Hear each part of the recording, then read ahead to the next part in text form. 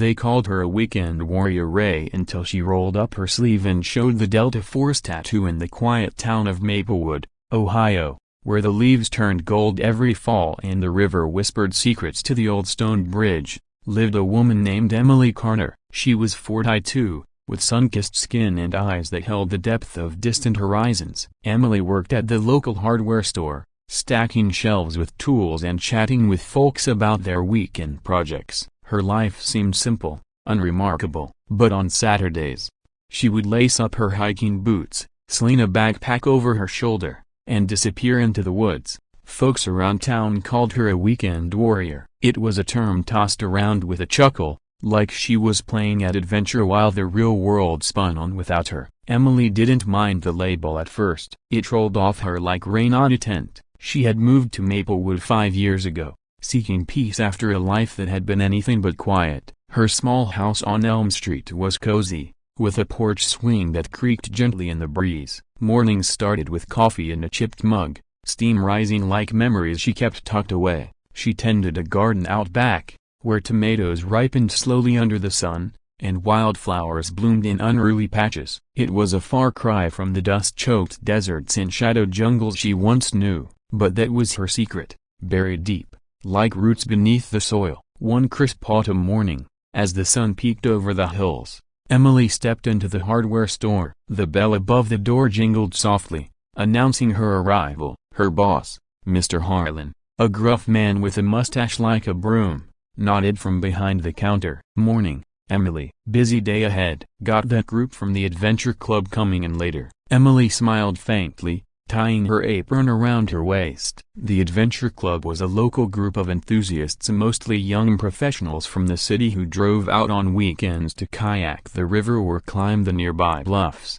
They bought gear from the store, boasting about their escapades. Emily helped them often, suggesting ropes or carabiners with quiet expertise, but they saw her as one of them, just another hobbyist squeezing thrills into her off time. As the day wore on, the store filled with the scent of fresh-cut wood and oiled metal. Customers came and went, their voices blending into a steady hum. Around noon, the adventure club arrived, a boisterous bunch led by Jake Thompson, a tall guy in his 30s with a perpetual grin and a fleece jacket zipped to his chin. Jake was the kind of man who turned every story into an epic, his laughter echoing off the walls. "Hey, Emily," Jake called out, waving a hand. "We're gearing up for a big rappel down Eagle Cliff this weekend. You in, or are you sticking to your little trails?" The others chuckled, gathering around the counter. There was Lisa Green, a sharp-witted accountant with braided hair, and Mike Rivera, a software engineer who always carried energy bars in his pockets. They meant no harm,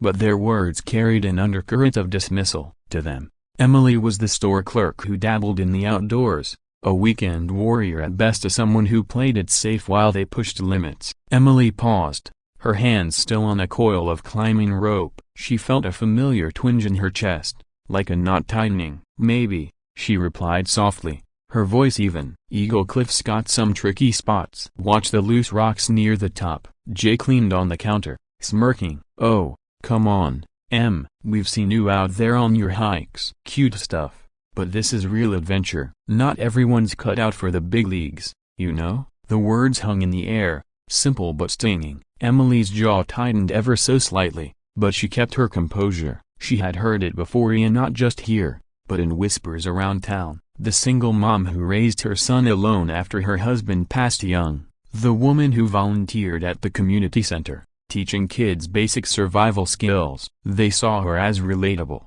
ordinary, but the problem gnawed at her, being underestimated, her past reduced to assumptions. It wasn't anger that stirred, it was a quiet ache, a reminder of the life she had left behind to heal. As the group paid for their supplies and headed out, laughing about their plans, Emily stepped into the back room for a break. She leaned against the wall, closing her eyes. Memories flooded in slowly, like waves lapping at the shore. The heat of the Afghan sun on her skin, the weight of her gear as she moved through hostile terrain. She had been Sergeant Emily Carter then, part of Delta Force, of the elite. Missions that demanded silence, precision, and unbreakable resolve. Her team had extracted hostages under cover of night, navigated minefields with hearts pounding, and on her right arm, Hidden beneath long sleeves was the tattoo, a dagger crossed with lightning, the Delta Force insignia. It was a mark of survival, of bonds forged in fire. But after her last deployment,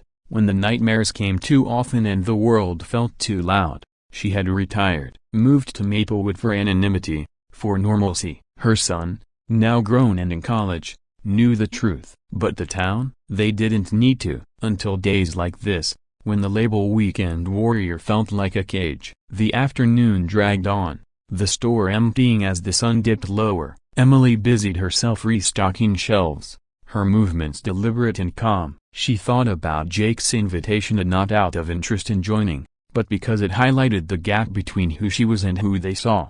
It was a relatable problem, one many faced, the quiet strength overlooked in a world that valued bravado. She wondered if revealing her past would change anything, or if it would just invite more questions, more pity. By closing time, the sky outside had turned a soft orange, painting the streets in warm hues. Emily locked up, her keys jingling in the quiet. As she walked home, the air carried the scent of fallen leaves and distant wood smoke. Her porch light flickered on automatically, welcoming her back. Inside, she poured a glass of water, sitting at the kitchen table. The house was still, save for the tick of the clock. She rolled up her sleeve absent-mindedly, tracing the tattoo with her finger. It was faded now, but the lines were sharp in her mind, a symbol of resilience. That evening, as stars dotted the sky, Emily decided to attend the Adventure Club's bonfire gathering the next night. It wasn't about proving anything, it was about reclaiming a piece of herself. The relatable problem had simmered long enough. Perhaps it was time for a gentle shift. The following day dawned clear and cool. Emily spent the morning in her garden,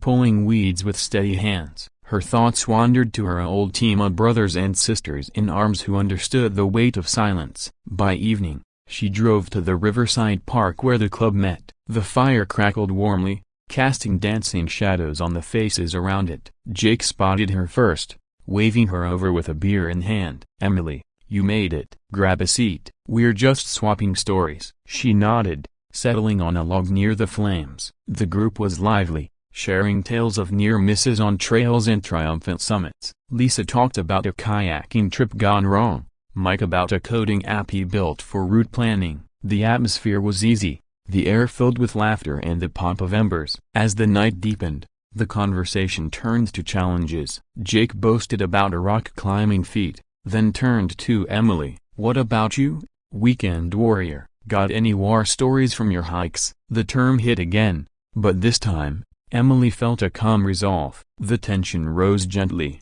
like the slow build of a wave. She met his eyes across the fire, the light flickering on her face. "I've got a few," she said quietly. "But they're not from hikes." The group fell silent. Curiosity piqued. Emily took a breath, the pause natural, allowing the moment to settle. She rolled up her right sleeve slowly, revealing the tattoo. The dagger in lightning gleamed in the firelight, unmistakable to those who knew. Jake's eyes widened. "Is that Delta Force?" Emily nodded, her voice steady. "Yes. Served for 12 years. Missions I can't talk about, places that changed me. I left it behind for this life, but it's still part of who I am." A hush fell over the group. Lisa leaned forward, respect dawning in her expression. "Wow, Emily, we had no idea." "That's incredible." Mike nodded, his usual banter gone. "Why didn't you say anything?" Emily shrugged, rolling her sleeve back down. "Didn't need to, but sometimes,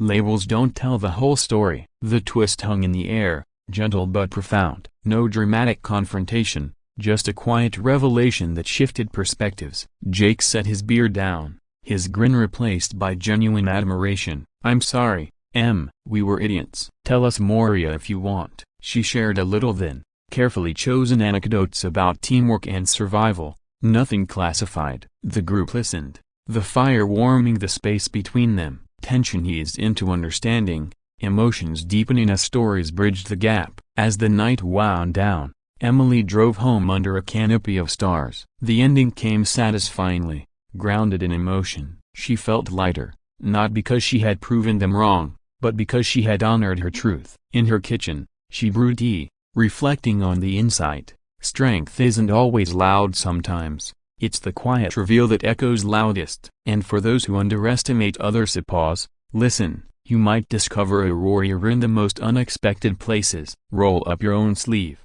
metaphorically, and share your story. It could change everything.